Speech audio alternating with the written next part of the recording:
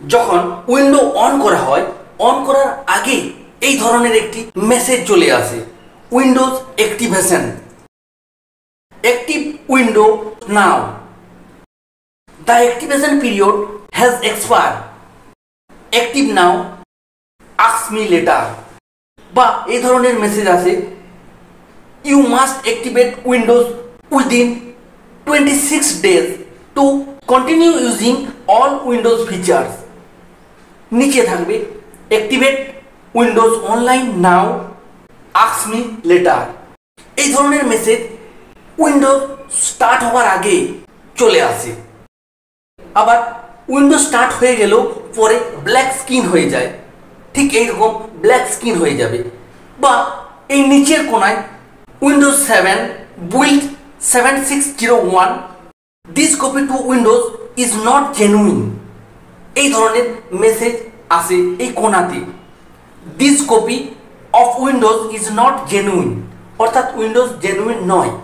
আবার যখন wallpaper change করি, এই ব্ল্যাক স্ক্রিন আসার পর যখন ওয়ালপেপার চেঞ্জ করি, তখন অফ করার পর যখন আবার অন করব, তখন আবার সেম ব্ল্যাক স্ক্রিন হয়ে যাবে, অর্থাৎ এখানে উইন্ডোজ নট জেনুইন হয়ে গেছে, এটি অ্যাক্টিভেশন করতে হবে।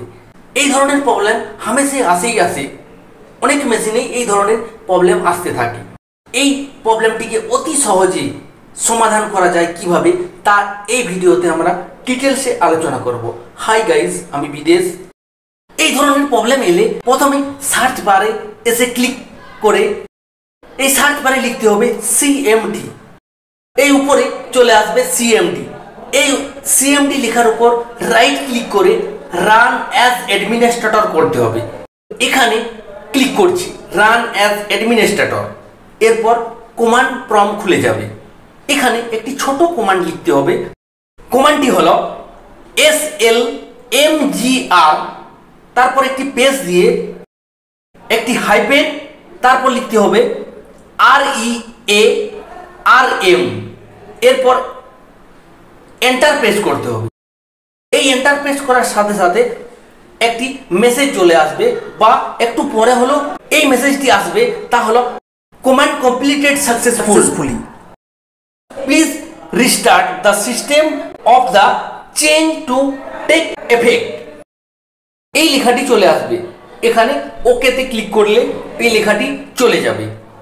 এইটুকু লিখলে সমস্ত প্রবলেমগুলি একসাথেই সমাধান হয়ে গেল। এরপর রিস্টার্ট করে অন করলে সমস্ত প্রবলেম সমাধান হয়ে যাবে। তাই রিস্টার্ট করছি।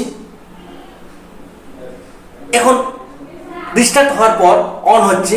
অন হওয়ার পর এখানে আর ওই মেসেজটি শো করছে না, যেটি শো করছিল this copy of Windows is not genuine.